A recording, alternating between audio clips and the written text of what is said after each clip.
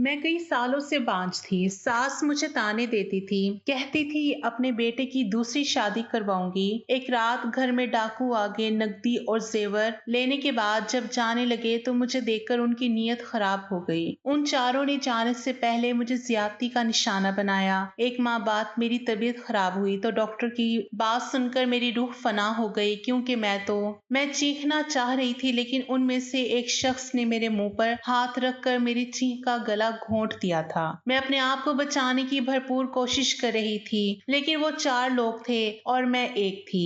वो लोग मुझे घसीटते हुए कमरे तक ले गए और मेरी शादी को 8 साल हो चुके थे और इन 8 सालों में मेरी सास ने मेरी जिंदगी अजीर्ण कर दी थी। मुझे औलाद नहीं थी, जिसकी वजह से मेरी सास मुझे बांझपन के ताने देती थी। कौन सा अज़ाब था जो इन 8 सालों में मैंने नहीं झेला था। उठते बैठते ये ताने मुझे मेरी सास और नंद के मुंह से सुनने पड़ते थे और मेरा दिल बहुत दुखता था इस बात पर, लेकिन मैं खामोश रहती थी, किसी को कुछ नहीं कहती थी, क्योंकि मुझे पता था कि जरूर मुझ में ही कोई मसला है। मैं डॉक्टर के पास गई तो उसने कहा कि तुम्हें इतना ज्यादा मसला नहीं है, अपने शोहर के टेस्ट करवाओ। शोहर के टेस्ट का सुनकर मेरी सास गुस्से में आ गई और कहा कि तुम खुद बांझ हो और मलबा मेरे बेटे पर गिराना चाहती हो। उस वक्त शादी को 2 साल हो गए थे और उसके बाद मैंने कभी भी अपने शोहर से टेस्ट करवाने की जिद नहीं की। मेरे शोहर का रवैया मेरे साथ शुरू में काफी बुरा था। उनकी पसंद की शादी नहीं थी, वो किसी और से मोहब्बत करते थे, लेकिन वहाँ शादी नहीं हो पाई। जब उनकी शादी मुझसे हुई तो मैंने उनकी तवज्जो हासिल करने की बहुत कोशिश की, लेकिन मैं नाकाम ही रही।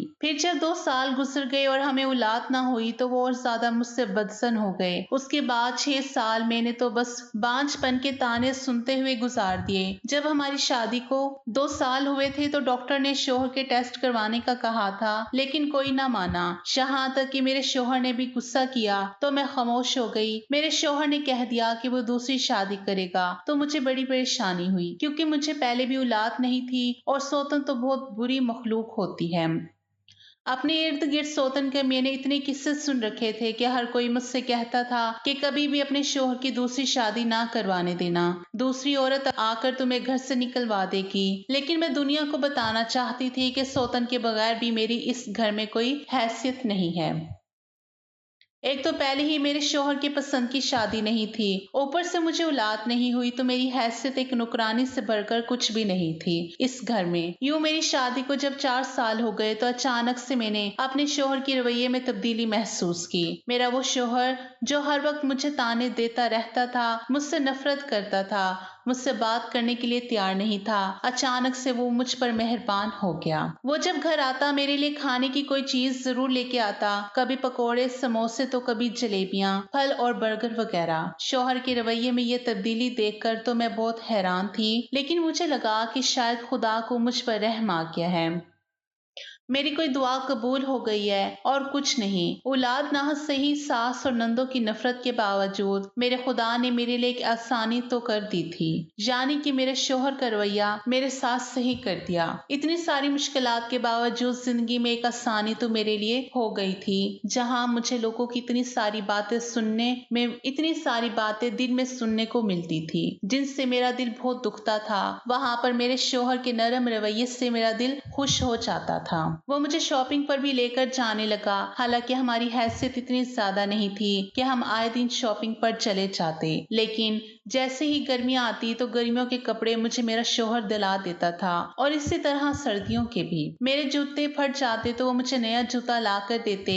वो मुझ पर गुस्सा भी नहीं करते थे। जिंदगी कैसी आसान हो गई थी। फिर मेरे घर में मेरी छोटी नंद की शादी की तैयारियां शुरू हो गई। मेरी सास मुझे किसी भी चीज को हाथ लगाने नहीं दे रही थी, कह रही थी कि तुम मनहूस हो, मैं नहीं चाहती कि तुम्हारे बांझपन का साया मेरी बेटी पर पड़े। तुम मेरी बेटी के जहेजों के जूतों, कपड़ों को और किसी भी सामान को हाथ ना लगाओ। सास की ये बातें सुनकर तो मेरा दिल जैसे किसी ने चीर दिया था। वो हर बार ही मेरा दिल दुखाने वाली बात करती थी। खुशी के मौके पर भी मुझे खुश नहीं रहने देना चाहती थी। यहाँ तक कि मेरी नंद का भी यही हाल था। वो भी मुझसे अब बात नहीं करती थी, मुझे देखकर मुंह फेर लेती थी। हालांकि मेरी यही एक नंद थी जो कुछ अर्सा पहले तक सही थी। दूसरी नंदों के मुकाबले में इसका रवैया थोड़ा सा बेहतर था। लेकिन अब इसके भी कान भर दिए गए थे और अब वो भी मुझे देखकर मुंह फेर लेती थी। मेरी सास ने शायद उससे कहा था कि अब तुम्हारी शादी होने वाली है, इस मनहूस औरत का साया तुम पर नहीं पड़ना चाहिए।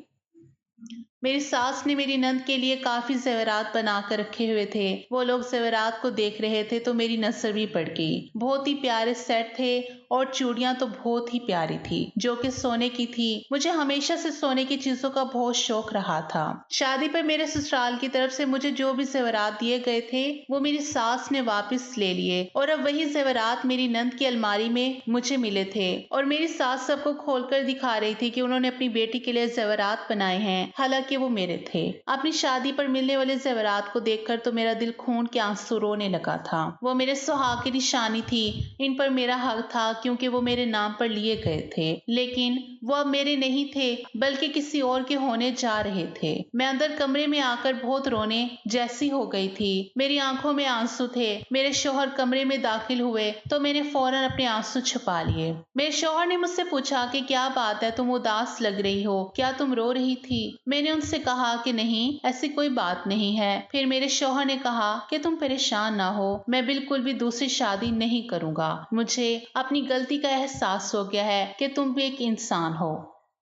तुम मेरी जिम्मेदारी हो, तुम्हारा ख्याल रखना मेरी शरी जिम्मेदारी है। मैं सारी जिंदगी तुम्हारे साथ रहूंगा, दूसरी शादी कभी नहीं करूंगा। अगर तुम दूसरी शादी को लेकर परेशान हो तो ये ख्याल अपने दिल से निकाल दो। अपने शोहर की ये बात सुनकर तो मुझे कुछ देर पहले वाला गम बिल्कुल भूल गया था। वो इतने सालों में कई बार मेरे सामने ये बात कर चुके थे और जब भी मेरे सामने ये बात करते थे तो मुझे खुशी होती थी। मैंने उनसे कहा कि अगर आपको मेरा इतना ही एहसास है तो हम अपना इलाज दोबारा से शुरू करवाते हैं। आप मेरा इलाज करवाएं, इंशाल्लाह हमें जरूर बच्चा होगा, क्योंकि खामी तो मुझ में है। मैंने उनसे कहा क्योंकि मेरी सास बार बार कहती थी कि तुम में खामी है और मेरी रिपोर्ट में भी डॉक्टर ने यही लिखा था। मेरी बात सुनकर मेरे शौहर के चेहरे का रंग बदल गया और उन्होंने कहा कि आज के बाद इलाज की कोई बात ना करना, इलाज बहुत महंगा हो गया है, मेरे पास इतने पैसे नहीं है, एक दवाई हजारों में आती है, वो भी सिर्फ 1-2 दिन की।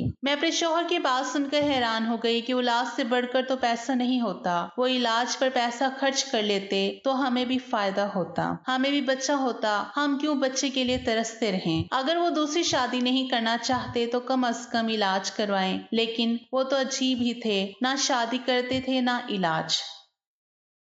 उनकी दूसरी शादी करने का मुझे तो फायदा हो रहा था, लेकिन उन्हें क्या फायदा हो रहा था मुझे समझ नहीं आ रही थी। वो तो कर सकते थे बहुत आराम से, उनके पास तो मजबूत बहाना था और कोई उन्हें कुछ नहीं कह सकता था, लेकिन इसके बावजूद भी वो दूसरी शादी का नाम तक नहीं लेते थे। हालांकि शादी के 3 साल तक वो दूसरी शादी की रट लगा रहे थे और जब वक्त ज्यादा हो गया तो अचानक से उन्होंने अपना फैसला बदल दिया और मुझ पर मेहरबान हो गए। ऐसा क्यों कर हुआ मुझे समझ नहीं आ रहा था। ये तमाम बातें सोचते सोचते सो गई। सुबह मेरी आंख खुली तो मेरा दिल बहुत बोझल था। शाम को मेरी नंद की मेहंदी थी। घर में जोरों शोर से तैयारियां चल रही थी, लेकिन मुझे किसी भी चीज को हाथ लगाने नहीं दिया जा रहा था। मैं सिर्फ किचन की हद तक महदूद थी।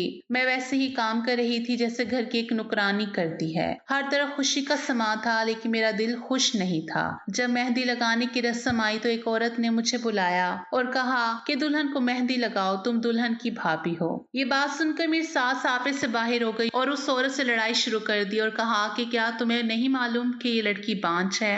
उस औरत ने कहा कि इसमें इस बेचारी का क्या कसूर, इसका भी हक है खुशी मनाने का, पर आज घर में हर कोई खुश है तो फिर इससे ये खुशी क्यों छीनी जा रही है? इसको भी मेहंदी लगाने दें, इसका भी तो दिल करता होगा मेहंदी लगाने का। औलाद नहीं हो रही तो इसका ये मतलब तो नहीं है कि इस बेचारी से इसकी जिंदगी का हर हक छीन लिया जाए।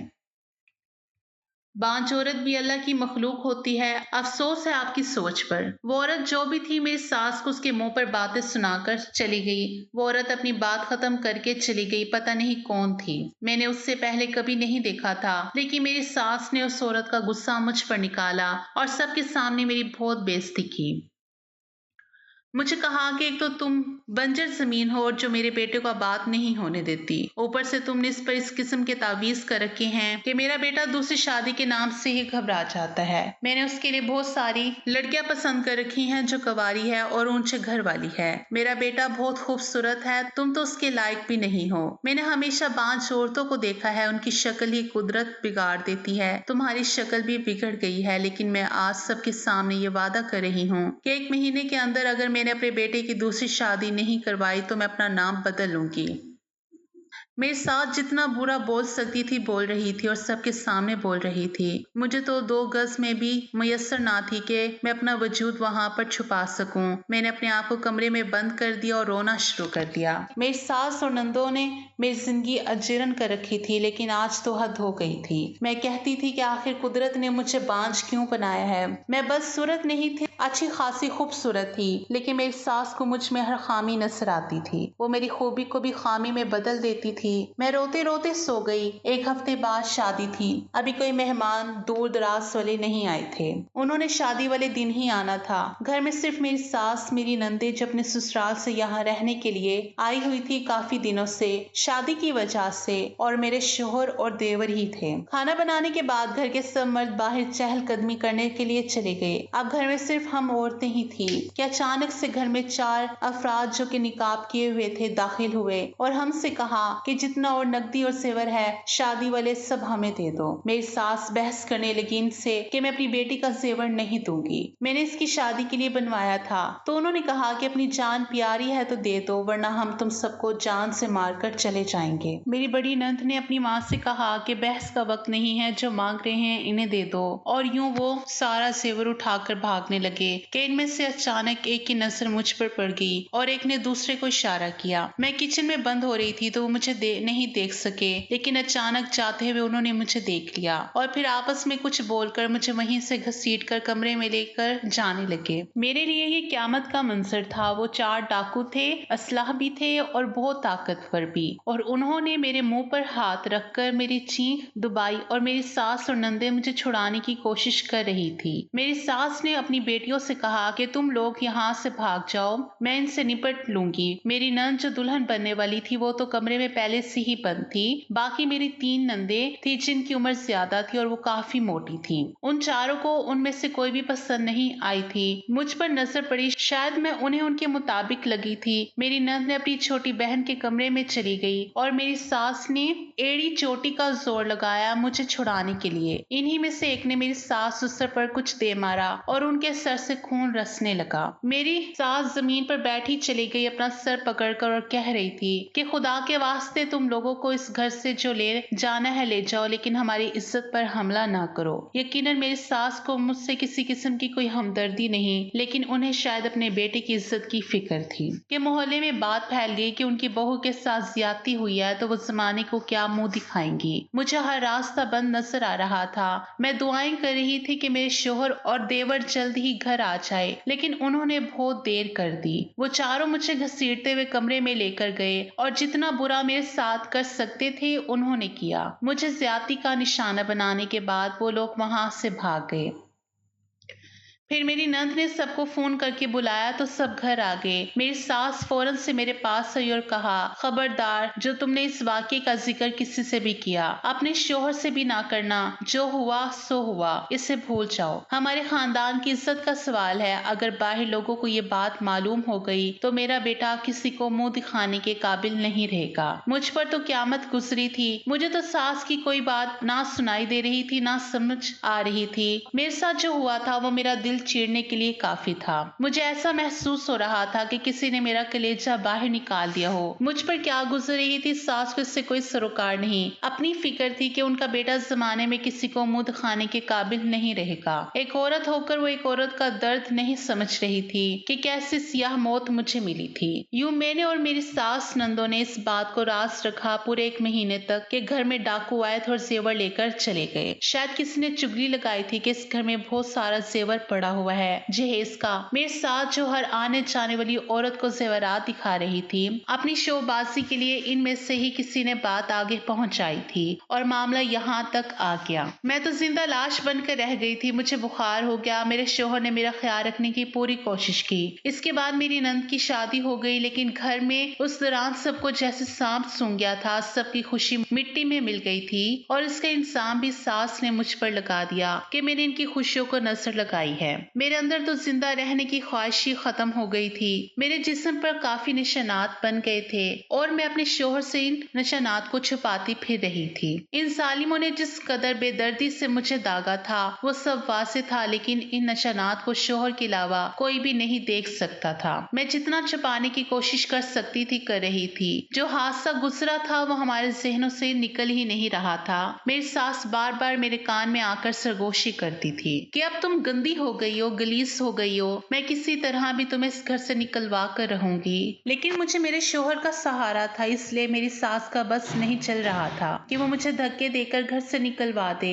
मेरी सास ने एक रात आकर मुझसे कहा कि तुम मेरे बेटे के लायक नहीं रही हो, बेहतर यही है कि तुम रातों रात घर छोड़कर चली जाओ। इतने सालों से तुम्हारी नहुसत का साया मेरे बेटे के सर पर है, इसकी जान छोड़ दो। अब तो तुम गलासत के ढेर के सिवा कुछ नहीं रही हो। एक तो बांझ हो, ऊपर से गलीस हो गई हो। सास ने मुझसे कहा, लेकिन मैंने उनसे कहा कि आप खुद सोचे मैं कहाँ जाऊंगी, मेरा कोई ठिकाना नहीं है। मैं ये जुमला बोल रही थी कि पीछे से मेरे शोहर आ गए और उन्होंने सिर्फ इतनी सी बात सुनी जो मैंने बोली और मेरी माँ से कहा कि इसे निकालने का ना सोचना, यही मेरी बीवी है और मैं सारी जिंदगी इसी के साथ रहूंगा और दूसरी शादी नहीं करूंगा। अब तो मेरी सास और भी मजबूर हो गई थी, क्योंकि उन्होंने मेरी बात सुनकर अंदाजा लगा लिया था कि मेरी सास मुझे घर से जाने का कह रही थी, जिसके जवाब में मैंने ये सब कहा। यूं ही परेशानी में 3 हफ्ते गुजर गए और मेरी तबीयत खराब होने लगी। मैंने अपनी तबीयत में एक ऐसी तब्दीली महसूस की कि मुझे यकीन नहीं आ रहा था कि यह सब सच था। लेकिन जब मेरी हालत ज्यादा खराब हुई और मैं उल्टियां करने लगी तो मेरी यह हालत देखकर मेरी सास के चेहरे का रंग फक हो गया था और मेरी सास नंदो ने एक दूसरे को अजीब नजरों से देखा, जैसे कोई पैगाम दे रही हो। मेरी सास नंदो को सांप सूंघ गया था। मुझे उल्टियां करता देखकर और मेरे शोहर ने देख लिया और मुझे कहा कि तुम्हारी तबीयत मुझे ठीक नहीं लग रही, ऐसा लग रहा है कि तुम्हें हैजा हो गया है, चलो मैं तुम्हें डॉक्टर के पास ले चलता हूँ।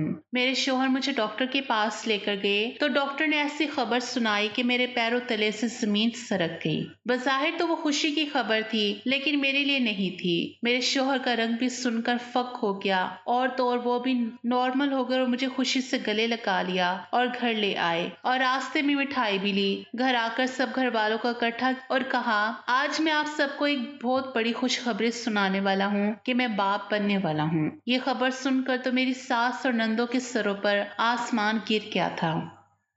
मेरी सास ने फौरन से कहा कि ये बच्चा तुम्हारा नहीं है। उनकी बात सुनकर मेरे शोहर को गुस्सा आ गया और उन्होंने कहा कि अम्मी, मैं 8 साल से औलाद के लिए तरस रहा हूँ और आज कुदरत ने मुझे ये खुशी दी है तो आप मेरी इस खुशी का भी बेड़ा गर्क करना चाहती हैं। अपने बाकी बेटों के बाप बनने की खुशी में तो आप खुश हुए हमेशा से, तो फिर मेरी खुशी में इस तरह के अल्फाज बोलकर मेरा दिल क्यों दुखा रही हैं? मेरे शोहर ने ऐसी बात बोली कि मेरी सास एकदम खामोश हो गई। सारा मामला क्या था ये मुझे भी मालूम हो गया था और मेरी सास को, जो मुझे हर वक्त बांझ बन के ताने देती रहती थी, खामी किस में थी ये बात वासे हो गई थी। जो 8 सालों में ना हुआ वो अचानक इस हादसे के बाद कैसे हो गया? सोचने वाली बात थी। मेरी सास मुझसे नजरें नहीं मिला पा रही थी। वो जो हर वक्त मुझे ताने देती रहती थी कि मैं बांझ हूँ और वो अपने बेटे की दूसरी शादी करवाएंगी, आज उनकी बात गलत साबित हो गई। तो बांझ मैं नहीं थी, बांझ तो उनका बेटा था। शोहर तो जैसे हवाओं में थे। मुझसे ये बर्दाश्त नहीं हो रहा था कि मैं उन्हें धोखे में रखूं।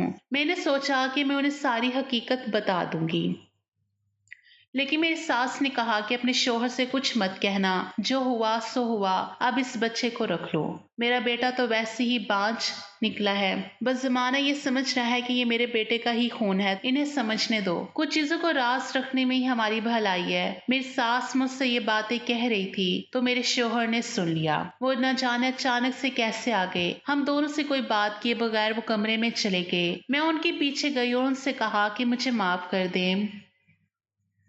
मैं तो आपको बताना चाहती थी कि मेरे साथ जुल्म हुआ है, लेकिन आपकी माँ ने ही मुझे रोक रखा था इतने अरसे से। मेरे शोहर ने कहा कि मुझे मालूम हो गया था कि तुम्हारे साथ ये हादसा पेश आया है, लेकिन मैं अपनी इज्जत के लिए खामोश था और अपने होंठ सी लिए थे। और मुझे ये भी मालूम है कि मैं बांझ हूँ। आज से 4 साल पहले मैंने अपने टेस्ट करवाए थे और डॉक्टर ने मुझे कहा था कि मैं कभी बाप नहीं बन सकता। खामी मुझ में है, इसलिए मैंने तुम्हारे साथ अपना रवैया ठीक रखा, क्योंकि दूसरी शादी का कोई फायदा नहीं था। अगर मेरी दूसरी शादी होती तो मेरा राज जमाने के सामने आ जाता और सब यही कहते कि वो दूसरी बीवी से भी औलाद नहीं हुई। यकीनन इसी शख्स में खामी थी।